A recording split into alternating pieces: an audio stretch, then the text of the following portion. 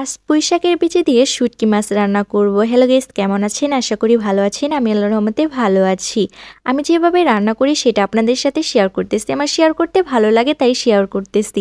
আমি দিয়ে দিলাম তেল, দিয়ে দিলাম পেঁয়াজ কুচি, কাঁচামরিচ দিয়ে ভালোভাবে ভাজি করে নেব। যাতে পেঁয়াজটা না পুড়ে যায় দিয়ে দিলাম পানি। এখানে দিয়ে দিব রসুন বাটা, স্বাদমতো লবণ, মরিচের গুঁড়া, ধনিয়া গুঁড়া, জিরার গুঁড়া, হলুদের গুঁড়া দিয়ে মশলাটা ভালোভাবে কষিয়ে নিব। পুঁইশাকের বিচি আমি এটা দিয়ে তৃতীয়বার খাবো। আমার কাছে মোটামুটি লাগে, তাদের পছন্দ তাই রান্না করতেছি। মশলাটা কষানো শেষ দেখেন, তারপর দিয়ে দিলাম শুটকিটা দিয়ে এখন ভালোভাবে নেড়েচেড়ে কষিয়ে নিব। কষানোর জন্য একটু পানি দিলাম যাতে ভালোভাবে কষিয়ে নিব। শুটকিটা কষানো শেষ, এখন দিয়ে দিব আমি শাক। এই তো আমি শাক দিয়ে দিচ্ছি, দিয়ে এখন নেড়েচেড়ে ভালোভাবে কষিয়ে নিব। আমার কাছে শাক কিন্তু রান্না খেতে অনেক মজা লাগে, কিন্তু পুঁইশাকের বিচিটা খেতে আমার কাছে তেমন ভালো লাগে না, মোটামুটি লাগে। তাদের পছন্দ তাই রান্না করতেছি।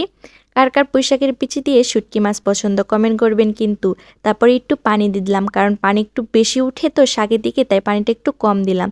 তারপরে দেখেন এই তো আমার মোটামুটি রান্না হয়ে যাচ্ছে।